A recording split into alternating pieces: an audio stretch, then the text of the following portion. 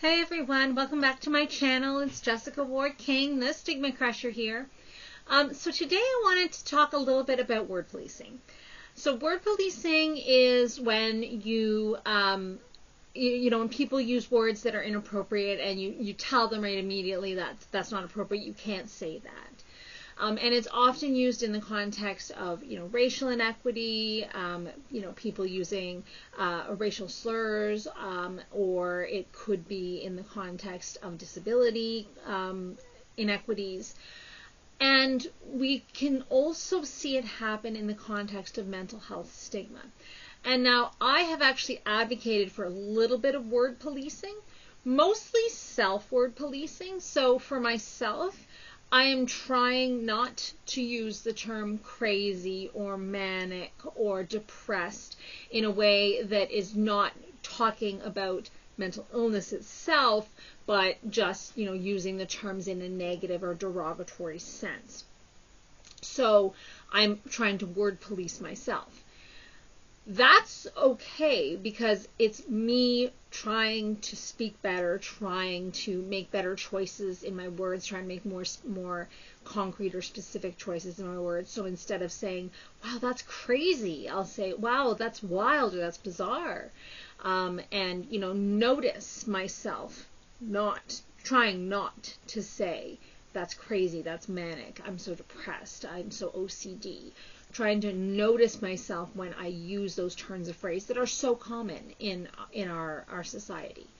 Now, where the problem comes in is when you start word policing other people who are just using words that are, as I say, common in our society, and you bring to their attention that there's a negative connotation that maybe they hadn't even thought of before. And so now you're actually making those words negative in a way that they weren't before.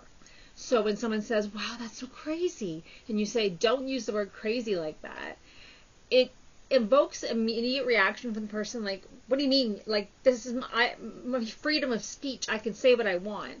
And it invokes this negative reaction. It's a negative reaction. It can even be a stigmatizing reaction because now you're bringing up the fact that this word is negative, and the person maybe hadn't even thought that it was negative before, and now they're like, oh, crazy's negative. Oh, manic's negative.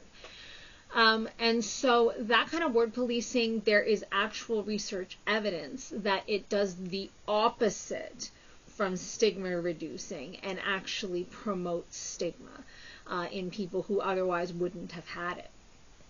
Now, as I say, I sometimes advocate for a little bit of word policing when people are using words in a definitely derogatory manner. So this comes up quite often when people use the word gay. They'll be like, oh my God, that's so gay, meaning that's bad, that's terrible. And if that were to happen, I would advocate for someone saying that's not an appropriate use of that word.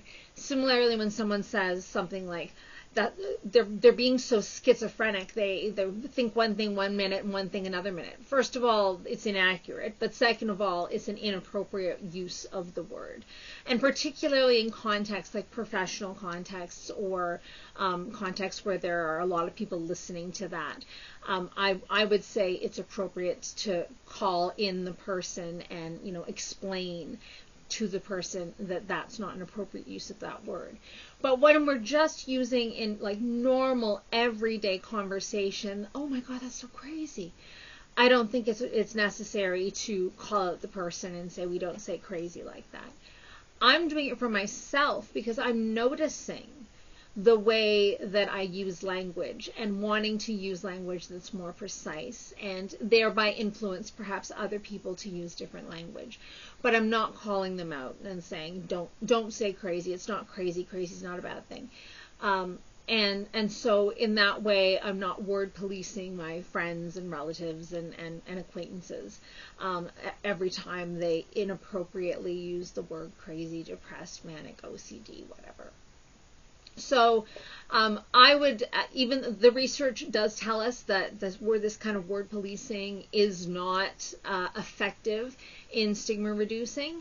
I would say there are some instances where you can't let something go. Depends on the context. It depends on the person who's speaking, the audience that's listening to them, and your relationship with that person, whether they would be receptive to you pointing out that they've used a word inappropriately. All of these things can factor into whether you should use word policing in a certain context. But generally speaking, we find that no, word policing is not an effective way to reduce stigma. What's much more effective to reduce stigma is what we call contact. So having a person with lived experience of mental health issues or mental illness talk about, frankly, honestly, openly, talk about their experiences with mental illness and their experiences just with life and being successful and being, a human person. And in that way, people get to see what people with mental illness are really like, and so those stigmas start to fall away. So they see, like, okay, this person has bipolar disorder, but they're not, that doesn't make them a psycho or crazy or a nutso. They still, have a family or have a job or have hobbies or volunteer or whatever it is that you do. And in that way, so people see me, I say to them, I live with bipolar disorder. Right now I'm living well, but, sometimes I have episodes, and this is what my depression looks like, and this is what my mania looks like.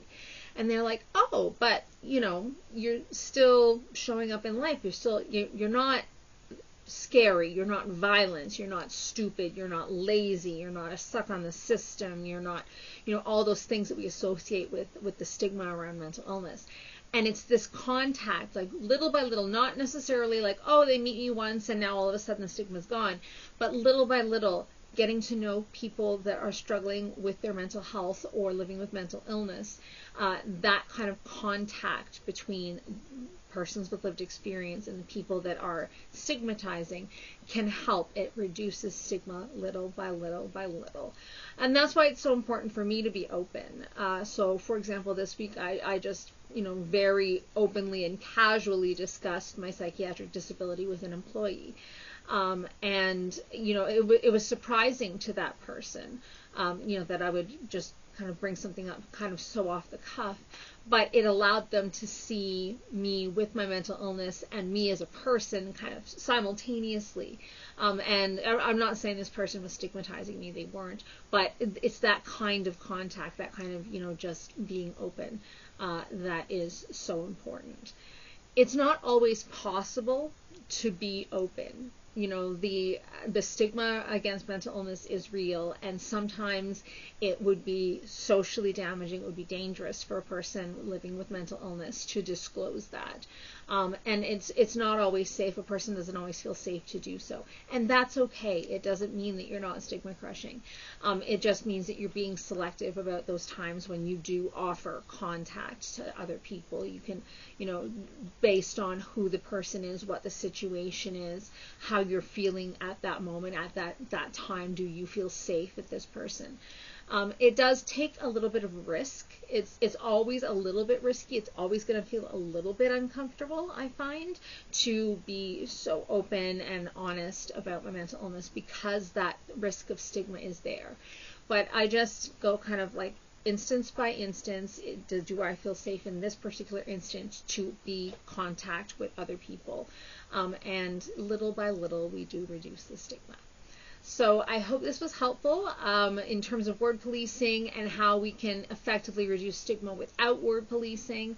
I would encourage you, if you are so inclined, to word police yourself and notice all the times, because it happens all the time, that you're about to say, that's crazy, I'm so OCD, oh my gosh, you're manic, I'm so depressed. Every time, if you try to notice, and sometimes you'll slip, I even slip all the time, but try to notice when you're doing it, you're like, wow, how often we use words that are related to mental illness in a negative way or in a flippant way that might be giving off the wrong impression to other people. And just if we can change our own words little by little, again, it will help to reduce the way that people talk about mental health and mental illness in society and try to reduce that stigma. So I hope this was helpful. Take care of yourselves this week, and I'll see you in my next one. Bye. Stigma Crusher.